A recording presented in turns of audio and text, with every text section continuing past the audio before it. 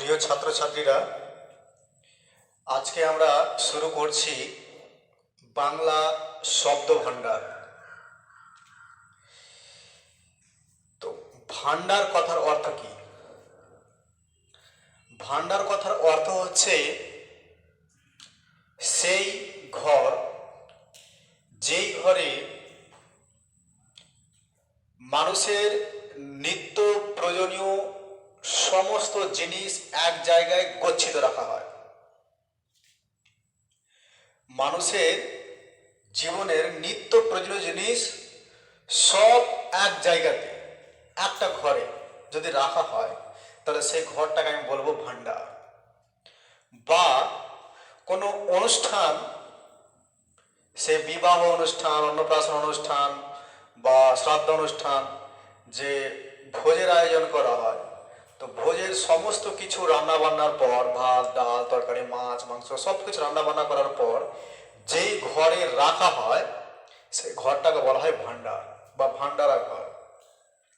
তো ঠিক তেমনি আমরা যে ভাষায় কথা বলি, অর্থাৎ বাংলা ভাষা, এই যে বাংলা ভাষা, আমরা ভাষার মাধ্যমে মনের ভাব প্রকাশ করছি, একে অপরের সাথে যোগাযোগ করছি। তো এই ভাষার উপাদান হচ্ছে শব্দ। অসংখ্য শব্দের সমন্বয়ে আমাদের এই ভাষা গড়ে উঠেছে। তাই আমাদের বাংলা ভাষার এই অসংখ্য শব্দের সমষ্টিকে বলা হয় শব্দ ভাণ্ডার। যে কোনো ভাষার প্রধান সম্পদ হলো তার শব্দ ভাণ্ডার বা শব্দ। যে ভাষার শব্দ ভাণ্ডার যত উন্নত, যত সমৃদ্ধ, সেই ভাষাও তত সমৃদ্ধশালী, তত উন্নত।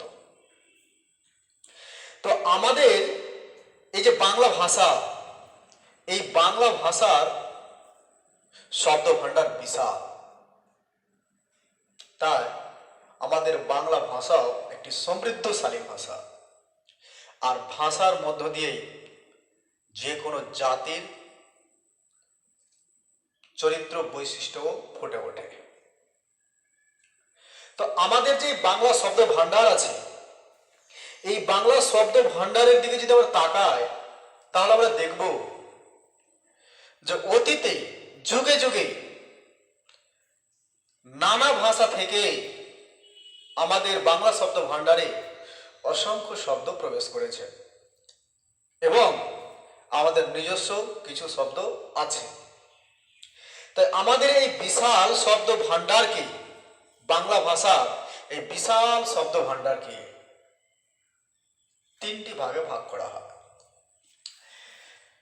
মৌলিক শব্দ, আগন্তুক শব্দ এবং নবগঠিত শব্দ। এই তিন ভাগে বাংলা শব্দ ভাণ্ডারকে ভাগ করা হয়। এবার কথা হলো, মৌলিক কথার অর্থ হলো নিজস্ব বা নিজের বা উত্তরাধিকারী সূত্রে পাওয়া। ধরে নাও, আমার বাবার 10 বিঘা জমি, আমরা দু ভাই। তাহলে আমি আমার বাবার বা বাবা মার সম্পত্তি থেকে আমি 5 বিঘা করে পেলাম দু ভাই। 5 বিঘা সম্পত্তি আমি উত্তরাধিকার সূত্রে বাবা মায়ের কাছ থেকে পেলাম। এই জমিটা আমার মৌলিক, আমার নিজের।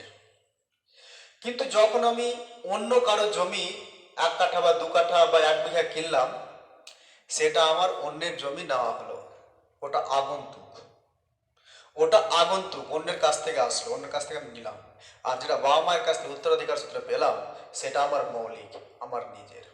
ঠিক তেমনি আমাদের বাংলা শব্দ ভাণ্ডারে যে সকল শব্দ সংস্কৃত থেকে উত্তরাধিকার সূত্রে সংস্কৃত থেকে পাওয়া শব্দ, অর্থাৎ যে সকল শব্দ সংস্কৃত থেকে সরাসরি বাংলায় প্রবেশ করেছে বা কিছুটা পরিবর্তিত হয়ে বাংলায় প্রবেশ করেছে, তাদেরকে বলা হয় মৌলিক শব্দ।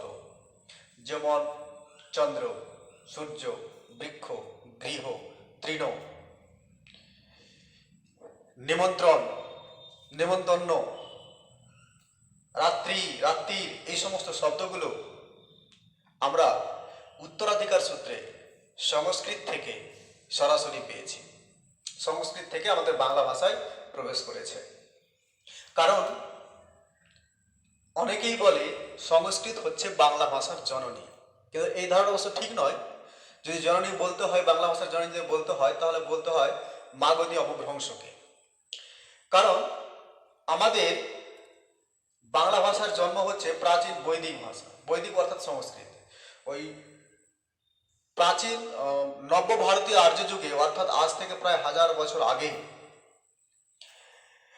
এই আর্য ভাষার অর্থাৎ সংস্কৃত বা বৈদিক ভাষার কতগুলি আঞ্চলিক ভাষা গড়ে উঠেছিল। সেই আঞ্চলিক ভাষাগুলির স্তর অতিক্রম করে আমাদের বাংলা ভাষার জন্ম হয়েছে। প্রাকৃত, মাগধী, মাগধী অপভ্রংশ, অর্ধমাগধী, এই সমস্ত ভাষার স্তর অতিক্রম করে আমাদের বাংলা ভাষার জন্ম হয়েছে। কিন্তু তার মূল উপাদান কিন্তু সেই সংস্কৃত বা বৈদিক। তাই এই সংস্কৃত ভাষা থেকে বা বৈদিক ভাষা থেকে যে সকল শব্দ আমাদের বাংলা শব্দ ভাণ্ডারে প্রবেশ করেছে বা সরাসরি প্রবেশ করেছে বা কিছুটা পরিবর্তিত হয়ে প্রবেশ করেছে, সেই সকল শব্দগুলিকে আমরা বলবো মৌলিক শব্দ। এবার এই মৌলিক শব্দকে আমরা 3টি ভাগে ভাগ করি। কি কি? তৎসম, তদ্ভব, অর্ধ তৎসম বা ভগ্ন তৎসম। এবার তৎসম কথার অর্থ হচ্ছে তার সমান, তার সমান। তাহলে কার সমান? সংস্কৃতির সমান। তৎসম, এই তৎসম কথার অর্থ হচ্ছে তার সমান বা তার সম।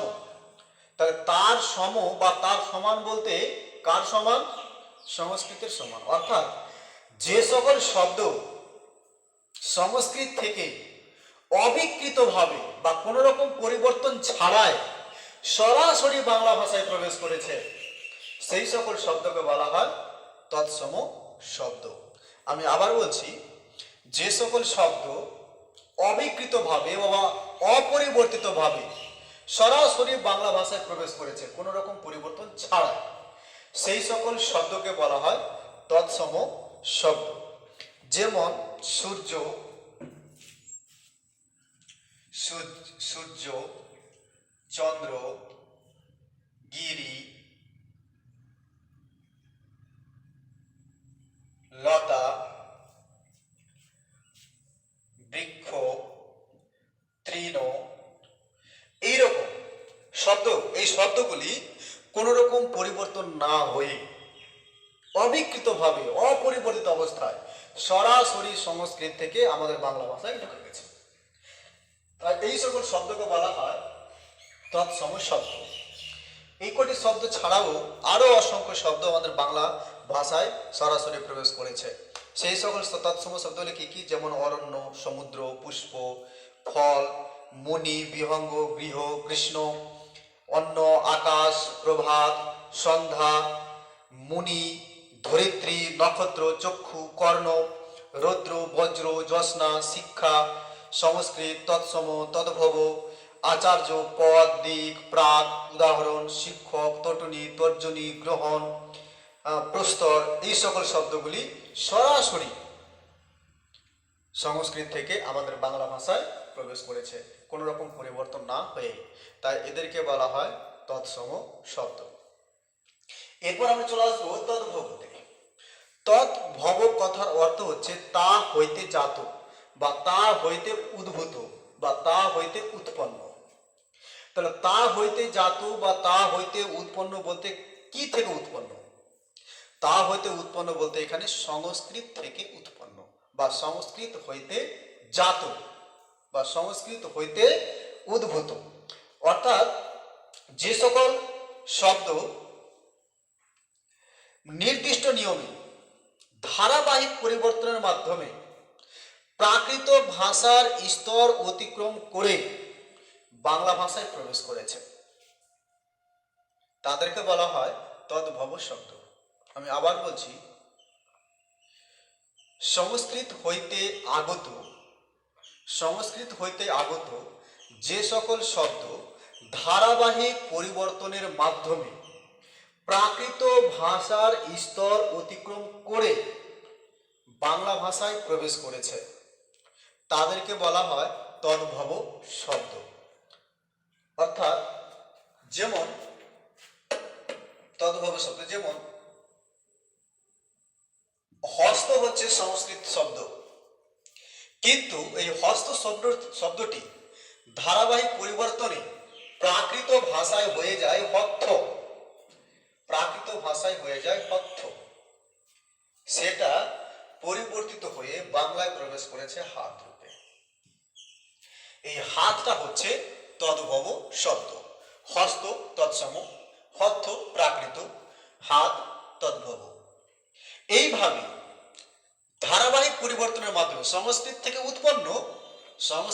উৎপন্ন কিন্তু ধারাবাহিক পরিবর্তনের মাধ্যমে প্রাকৃত ভাষার স্তর অতিক্রম করে বাংলা ভাষায় হাত রূপে প্রবেশ করেছে। তাই এটা হচ্ছে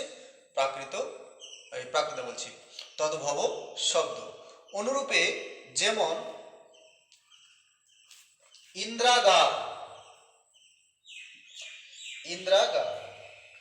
এটা হচ্ছে সংস্কৃত শব্দ, প্রাকৃত ভাষায় এটা হয়ে যায় ইন্দ্রা আর এই শব্দটি বাংলায় প্রবেশ করে ইদারা হিসেবে। ইদারা বা ইন্দারা, এটা হচ্ছে তদ্ভব শব্দ।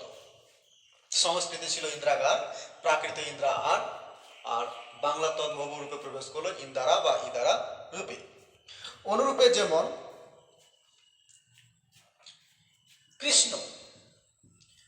কৃষ্ণ শব্দটি হচ্ছে তৎসম, প্রাকৃতিক এটা হয়ে যায় কনহ,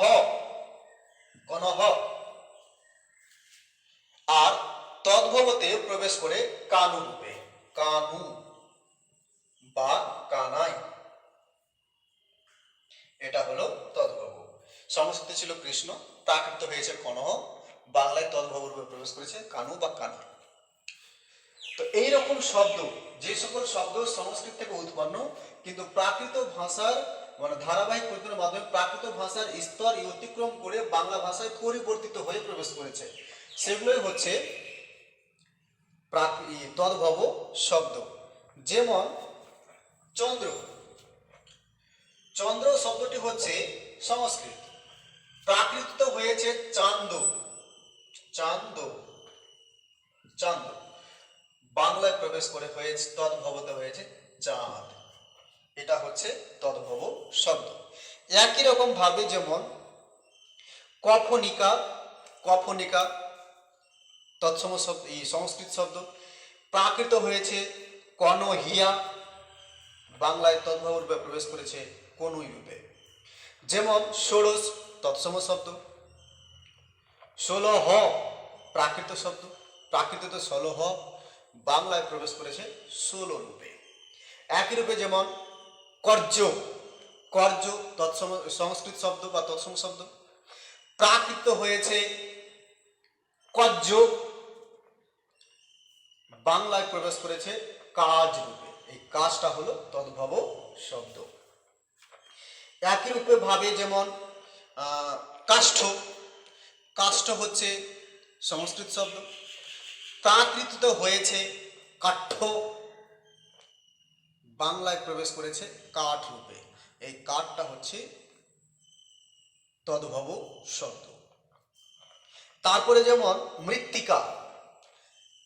মৃত্তিকা হচ্ছে সংস্কৃত শব্দ, প্রাকৃত ধারাবাহিক পরিবর্তনের মাধ্যমে প্রাকৃত ভাষায় হয়েছে মট্টিয়া, বাংলায় প্রবেশ করেছে মাটি রূপে, এই মাটিটা হচ্ছে তদ্ভব শব্দ।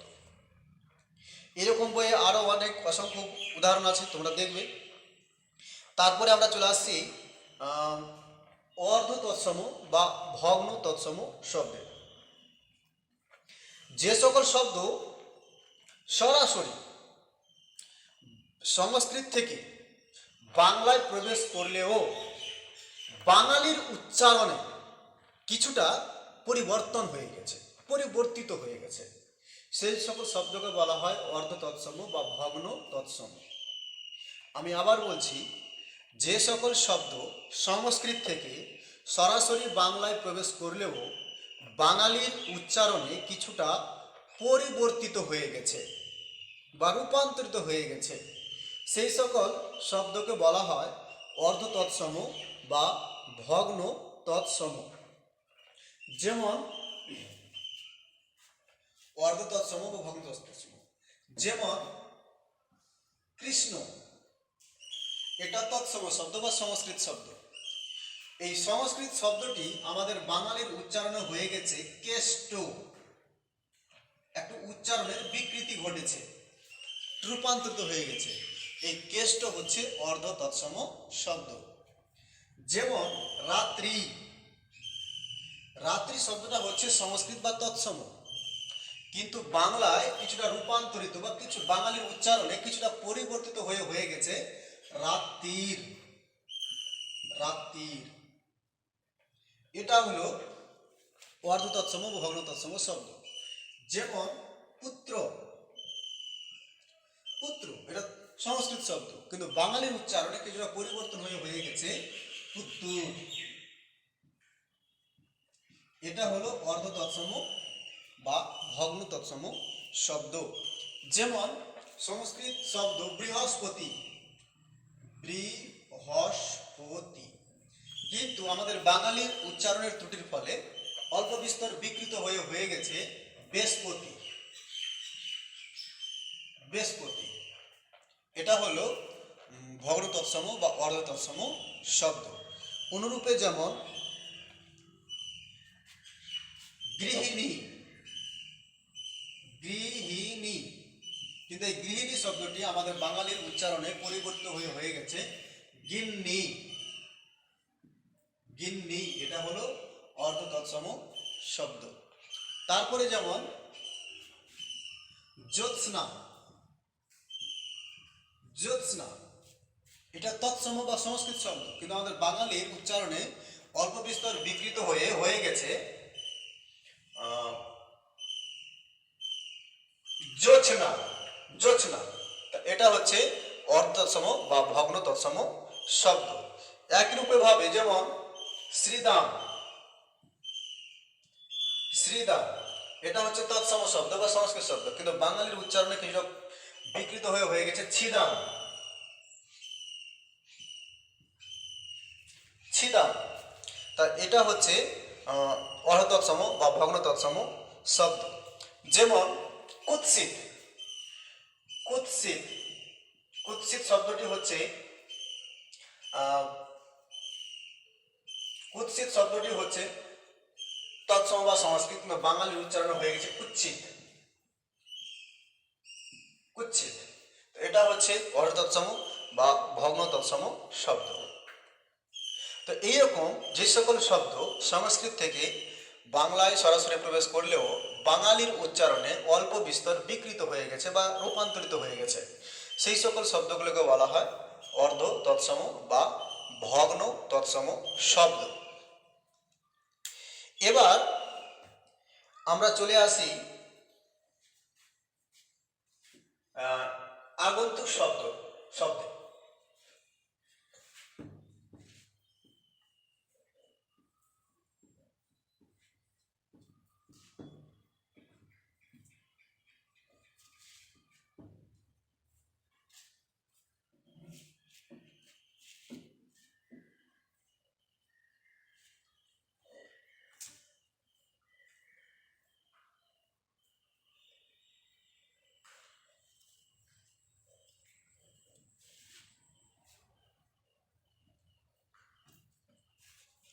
এবার চলে আসি আগন্তুক শব্দ।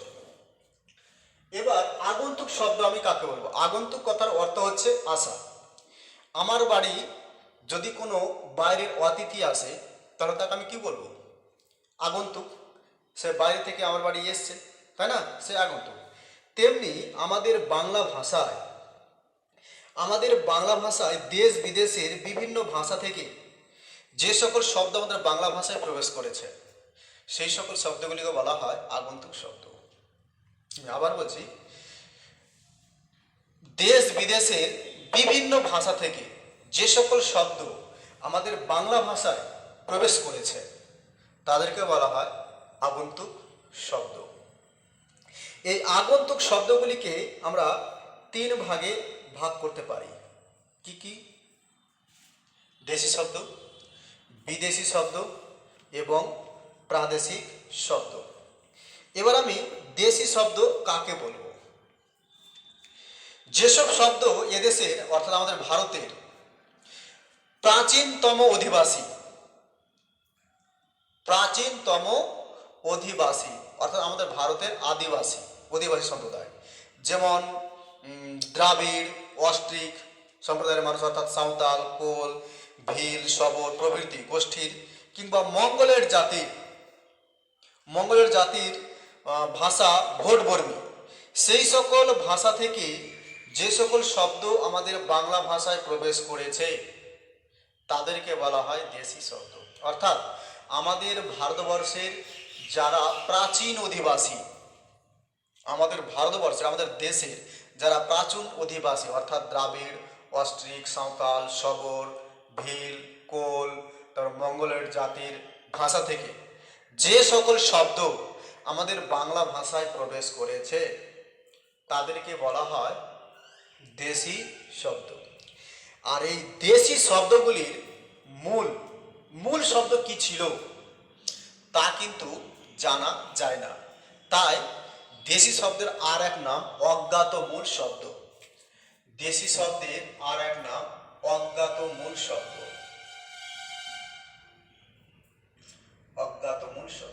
কেন? কারণ এই দেশি শব্দগুলির মূল শব্দ সম্বন্ধে কিছু জানা যায় না, তাই এদেরকে বলা হয় অজ্ঞাত মূল শব্দও বলা হয়। তাহলে দেশি শব্দ আমি কাকে বলবো?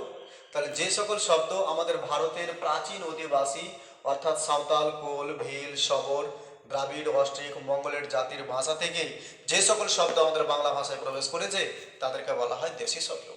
এই দেশি শব্দগুলির মূল যেহেতু জানা যায় না, সবই আনুমানিক, তাই এদেরকে অজ্ঞাত মূল শব্দ বলা হয়। এই দেশি শব্দ বা অজ্ঞাত মূল শব্দগুলি কি কি? যেমন ডিঙি, ঝাঁটা, মুড়ি,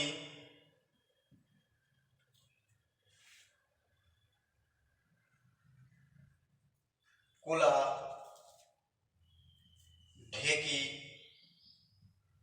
এই শব্দগুলি হচ্ছে দেশি বা অজ্ঞাত মূল শব্দ। এরকম আরো অনেক দেশি বা অজ্ঞাত মূল শব্দ আছে, যেমন ডিঙি, ডোঙা, ঢেকি, ঢোল, ঢিল, মুড়ি, ঝাঁটা, ঝিঙে, ধামা, ঢেঁড়স, ঝোপ, ঝাড়, ঢেঙা, খুকি, খোকা, উচ্ছে, কুকুর, কুলো, খড়, গাড়ি, চিংড়ি, ঢকঢক, থোড়, বাদুড়, পেট, এই সকল শব্দগুলি হচ্ছে আমাদের দেশি শব্দ।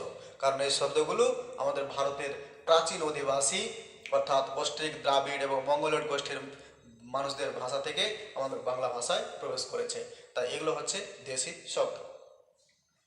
এরপর আমরা চলে আসি বিদেশি শব্দে। তাহলে বিদেশি শব্দ কাকে বলবো? আমাদের ভারতের বাইরে দেশি এবং বিদেশি অর্থাৎ আমাদের যে সমস্ত মাল আমাদের দেশে উৎপন্ন হয় ওদেরকে বলা হয় দেশীয় মাল বা দেশীয় সম্পদ। আর যে সকল সম্পদ বা যে সকল প্রোডাক্ট বা মাল বিদেশ থেকে আমাদের ভারতে আসে, made in China, made in Japan, সেগুলো আমরা কি বলি? বিদেশি মাল বলি। ঠিক তেমনি যে সকল শব্দ বিদেশের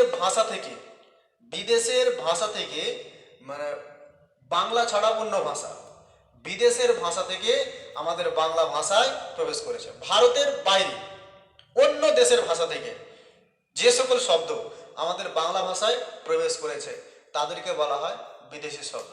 আমরা জানি আমাদের দেশে প্রায় 500 বছর ধরে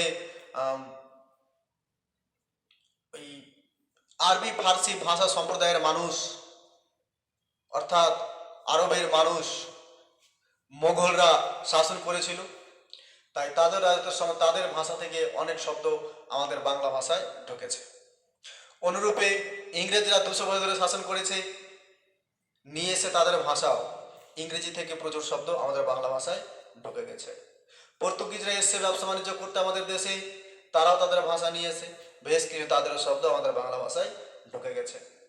অনুরূপে চীনা পরিব্রাজকরা আমাদের দেশে এসছে, তাদেরও ভাষা নিয়ে এসে সঙ্গে তাদেরও কিছু ভাষা আমাদের ভাষায় ঢুকে গেছে, কিছু শব্দ আমাদের ভাষায় ঢুকে গেছে। এইরকম বিভিন্ন কারণে বিদেশের ভিন্ন ভিন্ন ভাষা থেকে যে সকল শব্দ আমাদের বাংলা ভাষায় ঢুকেছে তাদেরকে বলা হয় বিদেশি শব্দ। তো এই বিদেশি শব্দগুলি যেমন আতর, কবর, কাগজ, বাগিচা, বরফ, বরখাস্ত, আলকাতরা, আতা, আলপিন, পেঁপে, এই শব্দগুলি সব হচ্ছে বিদেশি শব্দ, বিদেশের ভাষা থেকে এসছে।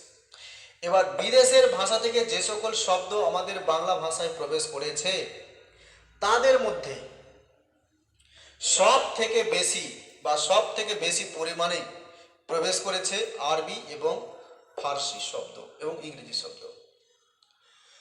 তো কি কি আরবি শব্দ আমাদের বাংলা ভাষায় আছে দেখে নাও। আরবি শব্দ যেমন আইন, আক্কেল, কেচ্ছা, কানুন, খুন, খেতাব, কেতাব, বিদায়, আয়েস, আতর, তাজ্য, দফা, জিলা, খাসি, হুকা, তারপরে মুন্সি, মুনাফা, হেফাজত, মোকদ্দমা, হাকিম, ফৌজ, শহীদ, সওয়াল, সদর, সফর, শহীদ, সাহেব, তালুক, দুনিয়া, এলাকা, কাবার, শরবত, খাসা, খেয়াল, জবাব, জরুর, জলদি, এই সকল শব্দ আরবি ভাষা থেকে আমাদের বাংলা ভাষায় প্রবেশ করেছে, তাই এরা হচ্ছে বিদেশি শব্দ। তারপরে ফার্সি ভাষা থেকে আমাদের বাংলা ভাষায় যে সকল শব্দ প্রবেশ করেছে সেগুলি হলো যেমন অন্দর, আন্দাজ, আপোষ, আবাদ, আমদানি, আয়না, আরাম, আস্তানা, ওস্তাদ, কামান, কামাই, কারসাজি, খানা, খামকা, খোদা, খরপোশ, খবর, খতম, গরম, গরদান, গুজরান, চরকা, চালাক, সাল, তীরন্দাজ, দালান, বাগিচা, রসদ, সরগোল, সৌদা, সেতার, হরদম, হাঙ্গামা, তারপরে হাজার, হুঁশিয়ার, সেরাস্তা, দোস্ত, নমুনা, নিশান, পশম, জবাব, জলদি, জালিয়াতি, জাহাজ, তালিম, এই সকল শব্দ ফার্সি ভাষা থেকে আমাদের বাংলা ভাষায় প্রবেশ করেছে, তাই এগুলো হচ্ছে বিদেশি শব্দ। তারপরে তুর্কস্তানের ভাষা তুর্কি। এবার তুর্কিদের ভাষা থেকে কি কি আমাদের বাংলা ভাষায় প্রবেশ করেছে দেখে নাও। যেমন কলকা, কাঁচি, কাবু, কুলি, কানাত, কোরমা, চকমকি, চিক, তকমা, তোপ, দারোগা, বারুদ, বেগম, বোচকা, মুচলেকা, চাকু, তারপরে বিবি, এই সকল শব্দ তুর্কি ভাষা থেকে আমাদের বাংলা ভাষায় প্রবেশ করেছে, তাই এগুলো হচ্ছে বিদেশি শব্দ। তারপরে আছে ফরাসি ভাষা থেকে যে সকল শব্দ আমাদের বাংলা ভাষায় প্রবেশ করেছে সেগুলি হলো যেমন কার্তুজ, কুপন, বুর্জোয়া, মাদাম, রেস্তোরাঁ, রেনেসাঁস, এলিট, আঁতাত, কাফে, এই সকল শব্দগুলি ফরাসি থেকে আমাদের বাংলা ভাষায় প্রবেশ করেছে, তাই এগুলো হচ্ছে বিদেশি শব্দ। তারপরে ইংরেজি তো প্রচুর, আমরা কথায় কথায় ইংরেজি বলি, প্রচুর ইংরেজি শব্দ আমাদের বাংলা ভাষায় প্রবেশ করেছে এবং সেগুলো বাংলা ভাষার নিজস্ব সম্পদে পরিণত হয়ে গেছে। যেমন অফিস, আস্তাবল, কংগ্রেস, কনস্টেবল, কোরমা, কর, cake, kettle, care, company, club, class, cheque, chain, chair, table, জাদরেল, jail, type, ticket, table, telephone, dozen, doctor, depot, deputy, theatre, number, notice, pocket, powder, polish, pass, photograph, frame, বাক্স, biscuit, mess, motor, rubbish, label, sonnet, signal, high court, hook, cinema, এই সকল শব্দ ইংরেজি থেকে আমাদের বাংলা ভাষায় প্রবেশ করেছে, তাই এগুলো হচ্ছে বিদেশি শব্দ। কিন্তু বিদেশি শব্দ হলেও এগুলো এখন বাংলা ভাষার নিজস্ব সম্পদ। তারপরে পর্তুগিজ, আমাদের ভারতবর্ষে পর্তুগিজ নাবিকরা এসেছে ব্যবসা করতে, তাদের ভাষাকে সঙ্গে করে নিয়ে এসে এবার তাদের ভাষা থেকে কি কি শব্দ আমাদের বাংলা ভাষায় ঢুকে গেছে এটা দেখে নাও। পর্তুগিজ শব্দ যেমন আচার, আতা, আনারস, আলকাতরা, আলপিন, ইস্ত্রি, ইস্পাত, কপি, কেনাস্তারা, কাবার, কামরা, কেদারা, গামলা, গুদাম, চাবি, টোকা, তামাক, নিলাম, পিপা, পিস্তল, পেঁপে, পেয়ারা, পেরেক, ফিতা, বালতি, বেহালা, বোমা, মাইরি, মার্কা, মিস্ত্রি, আগু, সাবান, সায়া, তারপরে সালসা, এই সকল শব্দ পর্তুগিজ ভাষা থেকে আমাদের বাংলা ভাষায় প্রবেশ করেছে। তারপরে জাপানি, জাপানি শব্দ কি কি আমাদের বাংলা ভাষায় প্রবেশ করেছে, যেমন সুনামি, জুজুৎসু, টাইফুন, রিক্সা, হারিকিনি, তারপরে হাসনুহানা, এই সকল শব্দগুলি জাপানি ভাষা থেকে আমাদের বাংলা ভাষায় প্রবেশ করেছে, তাই এগুলো হচ্ছে বিদেশি শব্দ। তারপরে অলন্দাজ, হোল্যান্ডের অধিবাসী অলন্দাজ, তাদের ভাষা থেকে আমাদের বাংলা ভাষায় যে সকল শব্দ প্রবেশ করেছে সেগুলো হচ্ছে অলন্দাজ, যেমন হরতন, রুইতন, ইস্কাপন, তুরু, বিস্ক্রুপ, অর্থাৎ তাস খেলার সঙ্গে যুক্ত শব্দগুলি কিন্তু আমরা অলন্দাজ ভাষা থেকেই আমাদের বাংলা ভাষায় ঢুকেছে। তারপরে গ্রিক, গ্রিক ভাষা থেকে যে সকল শব্দ আমাদের বাংলা ভাষায় প্রবেশ করেছে সেগুলো হচ্ছে দাম, সুরঙ্গ, সিমুই, এই সকল শব্দগুলি গ্রিক ভাষা থেকে আমাদের বাংলা ভাষায় ঢুকেছে। তারপরে জার্মানির ভাষা, জার্মানদের ভাষা, জার্মানি থেকে আমাদের বাংলা ভাষায় কয়েকটি শব্দ প্রবেশ করেছে, যেমন নাৎসি, কিন্ডার গার্ডেন, এই সকল শব্দগুলি ওই জার্মানি ভাষা থেকে আমাদের বাংলা ভাষায় প্রবেশ করেছে। তারপরে চীনা, চীনা ভাষা থেকে চা, চিনি, লিচু, লুচি, এই সকল শব্দগুলি আমাদের প্রতিবেশী দেশ চীন ভাষা থেকে আমাদের বাংলা ভাষায় প্রবেশ করেছে, তাই এগুলো হচ্ছে বিদেশি শব্দ। এরপর আমরা চলে আসি প্রাদেশিক প্রাদেশিক শব্দে। প্রাদেশিক শব্দ আমি কাকে বলবো? প্রাদেশিক, প্রাদেশিক বলতে প্রদেশ, অর্থাৎ প্রদেশের ভাষা। আমাদের ভারতে বাংলা ভাষায় কথা বলি আমরা শুধু পশ্চিমবঙ্গের মানুষ, কিন্তু পশ্চিমবঙ্গ ছাড়া আমাদের দেশে আরও অনেক রাজ্য আছে, ভিন্ন ভিন্ন রাজ্যে ভিন্ন ভিন্ন ভাষা আছে। তো আমাদের ভারতে ভিন্ন রাজ্যের ভিন্ন ভাষা থেকে বা ভিন্ন প্রদেশের ভিন্ন ভাষা থেকে যে সকল শব্দ আমাদের বাংলা ভাষায় ঢুকেছে তাদেরকে বলা হয় প্রাদেশিক শব্দ, যেমন গুজরাটি, মারাঠি, বিহারি, হিন্দি, গুজরাটি, মারাঠি, পাঞ্জাবি, হিন্দি, এই সকল ভাষা থেকে যে সকল শব্দ, অর্থাৎ আমাদের ভারতের বিভিন্ন রাজ্যের ভাষা থেকে যে সকল শব্দ আমাদের বাংলা ভাষায় প্রবেশ করেছে তাদেরকে বলা হয় প্রাদেশিক শব্দ। যেমন আমরা আমাদের রাজ্যেরই ভাষা হিন্দি, উর্দু, এই হিন্দি উর্দু আমরা রাজ্যে বলছি, আমাদের দেশের ভাষা, আমাদের দেশের ভিন্ন রাজ্যের ভাষা হিন্দি উর্দু। এই হিন্দি উর্দু ভাষা থেকে যে সকল শব্দ আমাদের বাংলা ভাষায় প্রবেশ করেছে সেই সকল শব্দগুলি হলো যেমন আলাল, ওয়ালা, ইস্তক, চড়াই, উতরাই, কচুরি, কাহিনী, কিয়াবত, কিষান, খান, জওয়ান, ঝান্ডা, খানা, চালু, চাহিদা, ডেরা, বিমা, মজদুর, রুটি, তারপরে লুচি, মোকাবেলা, লাগাতার, জাহাজ, হাওয়া, হাওয়াই, ঝাড়ু, লোটা, তাবু, চামেলি, বর্ষাতি, গুন্ডা, জঞ্জাল, এই সকল শব্দগুলি ওই হিন্দি উর্দু থেকে আমাদের বাংলা ভাষায় প্রবেশ করেছে, এগুলো হচ্ছে প্রাদেশিক শব্দ। তারপরে গুজরাটের ভাষা হচ্ছে গুজরাটি, এবার গুজরাটি ভাষা থেকে যে সকল শব্দ বাংলা ভাষায় প্রবেশ করেছে সেগুলো কিন্তু প্রাদেশিক শব্দ। গুজরাটি ভাষা থেকে যে সকল শব্দ প্রবেশ করেছে গরবা, হরতাল, তকলি, এই শব্দগুলি গুজরাটি ভাষা থেকে আমাদের বাংলা ভাষায় প্রবেশ করেছে। তারপরে যেমন মহারাষ্ট্রের ভাষা মারাঠি, এবার মারাঠি ভাষা থেকে কী কী শব্দ আমাদের বাংলা ভাষায় প্রবেশ করেছে, যেমন চৌথ, বর্গি, পেশোয়া, চামচা, এই শব্দগুলি ওই মারাঠি ভাষা থেকে আমাদের বাংলা ভাষায় প্রবেশ করেছে। তারপর তামিল, তামিলনাড়ুর ভাষা তামিল, তামিল থেকে যে সকল শব্দ আমাদের বাংলা ভাষায় প্রবেশ করেছে যেমন চুরুট, চেট্টি, পিলে, আমরা বলি ছেলে পিলে, এই পিলে শব্দটি এসছে তামিলনাড়ুর ভাষা তামিল থেকে আমাদের বাংলা ভাষায় প্রবেশ করেছে, তাই এগুলো হচ্ছে প্রাদেশিক শব্দ। তারপরে তেলেগু, তেলেগু ভাষা থেকে আমাদের বাংলা ভাষায় প্রবেশ করেছে প্যান্ডাল, প্যান্ডাল শব্দটি। তারপরে পাঞ্জাবি ভাষা থেকে যেমন শিখ, ভাংড়া, এই সকল শব্দগুলি পাঞ্জাবি ভাষা থেকে আমাদের বাংলা ভাষায় প্রবেশ করেছে, তাই এগুলো হচ্ছে সব প্রাদেশিক শব্দ। আচ্ছা, এরপর আমরা চলে আসব নবগঠিত শব্দ। নবগঠিত শব্দতে, নবগঠিত শব্দ আমরা কাকে বলবো? অর্থাৎ যে আমাদের বাংলা শব্দ ভাণ্ডারে বেশ কিছু শব্দ পাওয়া যায় যেগুলি বিভিন্ন ভাষার উপাদান থেকে তৈরি অথবা অনুবাদ করে তৈরি, সেদেরকে বলা হয় অনুদিত শব্দ। যে সকল শব্দ মানে বিভিন্ন ভাষার উপাদান দিয়ে তৈরি অথবা অন্য ভাষাকে বাংলায় অনুবাদ করে তৈরি, সেই সকলকে বলা হয় অনুদিত শব্দ। এই অনুদিত শব্দকে দুই ভাগে ভাগ করা হয়, একটা হচ্ছে মিশ্র বা সংকর শব্দ আর অন্যটি হচ্ছে অনুদিত শব্দ। এবার মিশ্র বা সংকর শব্দ কাকে বলবো? এক ভাষার শব্দের সঙ্গে অন্য ভাষার একটা শব্দকে বা এক ভাষার শব্দের সঙ্গে কোনো অন্য ভাষার উপসর্গ বা প্রত্যয় যোগ করে যে শব্দ তৈরি হয় তাকে বলা হয় মিশ্র বা সংকর শব্দ। আমি আবার বলছি, কোনো এক ভাষার শব্দের সঙ্গে অন্য এক ভাষার শব্দকে জুড়ে দিয়ে বা বিদেশি উপসর্গ প্রত্যয় বা ভিন্ন ভাষার সঙ্গে আমাদের দেশি উপসর্গ বা প্রত্যয় যোগ করে দিয়ে যে সকল শব্দ তৈরি হয় তাদেরকে বলা হয় মিশ্র বা সংকর শব্দ। যেমন আমরা বলি স্কুল ঘর, স্কুল ঘর, তাহলে স্কুল শব্দটা হচ্ছে ইংরেজি বা বিদেশি, আর তার সঙ্গে আমাদের বাংলা শব্দ ঘর যোগ করে তৈরি হয়েছে স্কুল ঘর। এটা হচ্ছে দেশি এবং বিদেশি শব্দের মিশ্রণ ঘটেছে, তাই এটা হয়ে গেছে একটা মিশ্র শব্দ। অনুরূপে যেমন যেমন মাস্টার মশাই, মাস্টার,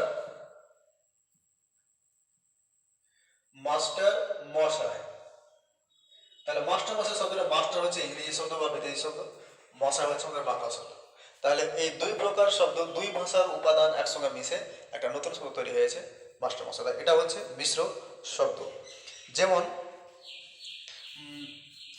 লাঠি, লাঠি চার্জ, তাহলে এখানে লাঠি চার্জ শব্দে লাঠিটা হচ্ছে হিন্দি শব্দ, লাঠিটা হচ্ছে হিন্দি শব্দ, আর চার্জ, চার্জ হচ্ছে ইংরেজি শব্দ। তাহলে একটা হিন্দি শব্দের সঙ্গে একটা ইংরেজি শব্দ জুড়ে গিয়ে একটা নতুন শব্দ তৈরি হয়েছে লাঠি চার্জ, যার যেটা হচ্ছে মিশ্র বা সংকর শব্দ। তারপরে যেমন উকিল ব্যারিস্টার,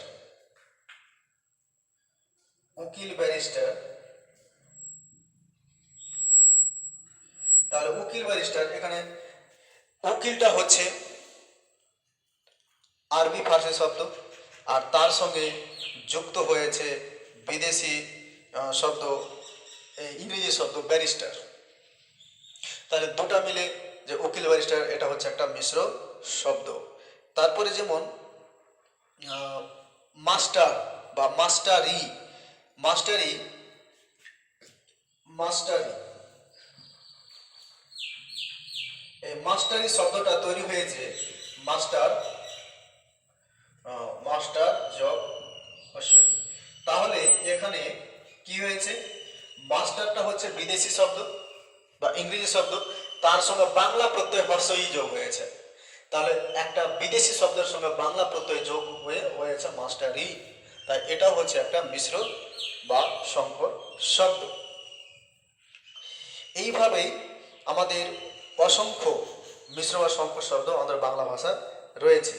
যেমন স্কুল ঘর, মাস্টার মশাই, হাফ গেরস্ত, চকখড়ি, হেড কেরানি, হেড পণ্ডিত, লাঠি চার্জ, পাউরুটি, তারপর কাগজপত্র, বেনিয়ম, হিসাবপত্র, হিসাব রক্ষক, আইনগত, উকিল ব্যারিস্টার, কাগজ পেন্সিল, সিলমোহর, কালি কলম, ধন দৌলত, জন্তু জানোয়ার, লজ্জাস্বরূপ, লোক লস্কর, মাস্টারি, শহুরে, খেয়ালি, গোলাপি, সাগরেদি, আমিত্ব, কাকরময়, রানিত্ব, ইংল্যান্ডীয়, ইতালীয়, নাবালকত্ব, এজেন্টগণ, খ্রিস্টীয়, দাতাগিরি, পণ্ডিতগিরি, পুরোহিতগিরি, প্রমাণসই, নকল নবিশ, ধূপদানি, এই সকল শব্দগুলি হচ্ছে মিশ্র বা সংকর শব্দ।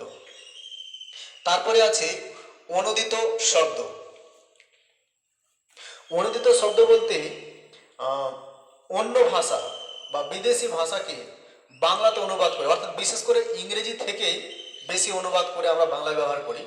তো বিদেশের ভাষা থেকে বিদেশি ভাষাকে বাংলাতে অনুবাদ করে যে সকল শব্দ তৈরি হয় তাদেরকে বলা হয় অনুদিত বা অনুবাদমূলক শব্দ। যেমন টিয়ার গ্যাস, টিয়ার গ্যাস, তো টিয়ার গ্যাসকে আমরা বাংলায় কি বলি, কাঁদানে gas, tear gas, tear gas, একে আমরা বাংলায় বলি কাঁদানে গ্যাস, কাঁদানে গ্যাস।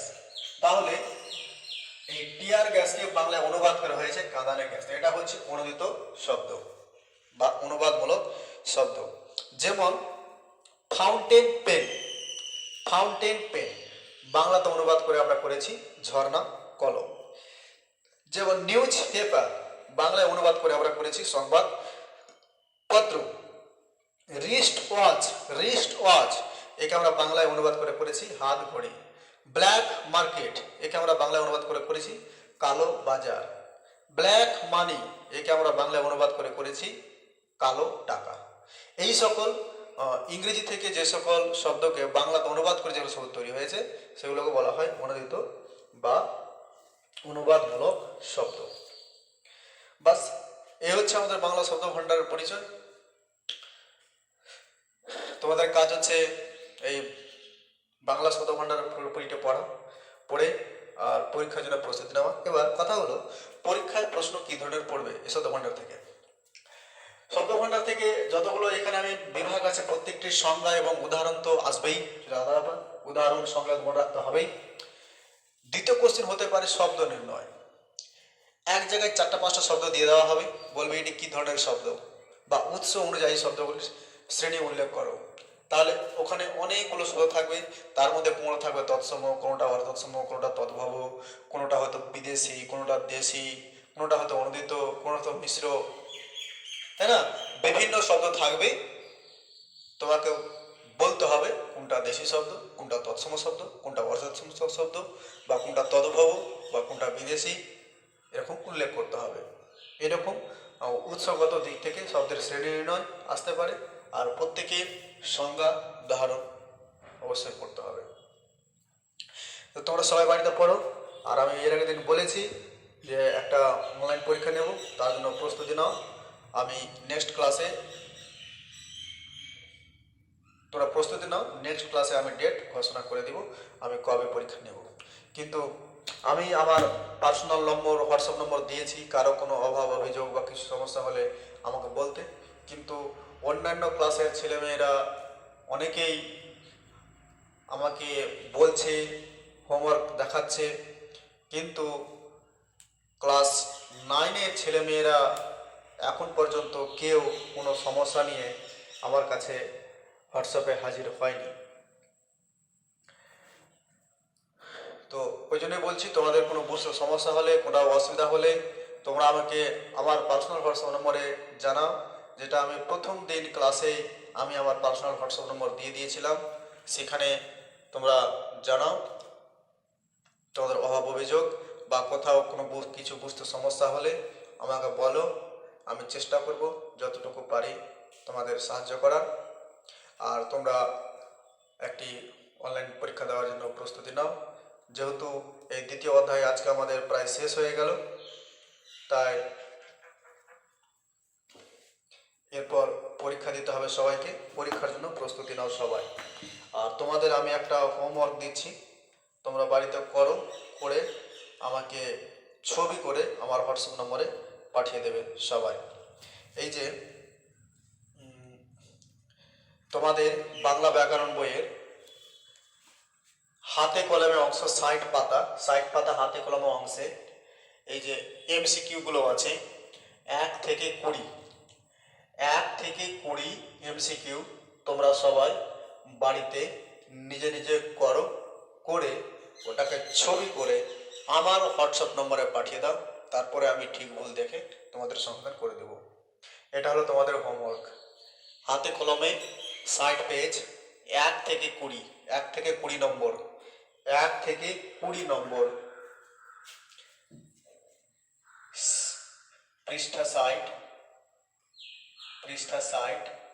1 থেকে 20 এমসিকিউ। এটাই হচ্ছে তোমাদের হোমওয়ার্ক। তোমরা করে খাতায় করে ছবি করে আমার হোয়াটসঅ্যাপ নম্বরে পাঠিয়ে দেবে, আমি দেখে নেব। এই হোয়াটসঅ্যাপ নম্বরে তোমরা পাঠিয়ে দেবে সবাই, আমি দেখে নেব। ভালো থেকো সবাই, সুস্থ থাকো, আর বাড়িতে মনোযোগ দিয়ে পড়াশোনা করো সকলে।